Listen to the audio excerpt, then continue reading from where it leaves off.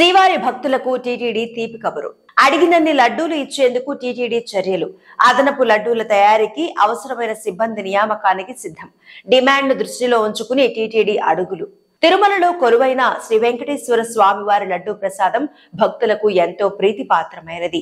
భక్తి శ్రద్ధలతో తాము స్వీకరించడమే కాకుండా ఇరుగు పొరుగు వారికి కూడా పంచుతుంటారు. అందుకే తిరుమల వెళ్లినప్పుడు అవసరమైన సంఖ్యలో లడ్డూలు కొనుగోలు చేయాలని చూస్తుంటారు. కానీ టీటీడీ పరిమితి కారణంగా నిరాశ ఎదురవుతోంది.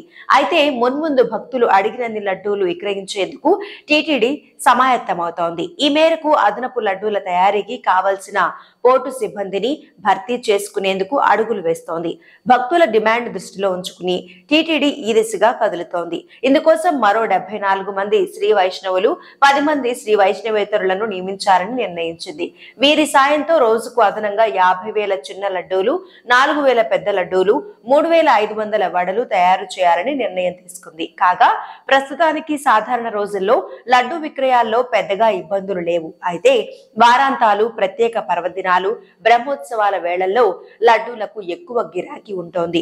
అందుకే అదనపు లడ్డూల తయారీకి టీటీడీ నిర్ణయించింది. కాగా దర్శనం చేసుకున్న భక్తులకు ప్రస్తుతం ఒక చిన్న లడ్డూను ఉచితంగా అందిస్తున్నారు.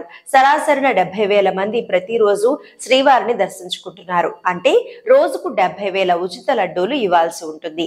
అదనపు తయారీ అందుబాటులోకి వస్తే అదనపు లడ్డూ ప్రసాదం కోరుకునే భక్తులకు విక్రయిస్తుంటారు. కాగా టీటీడీ ప్రస్తుతం రోజుకు 3.5 లక్షల చిన్న లడ్డూలు, 6,000 పెద్ద లడ్డూలు, కళ్యాణం లడ్డు, 3,500 వడలను తయారు చేస్తోంది.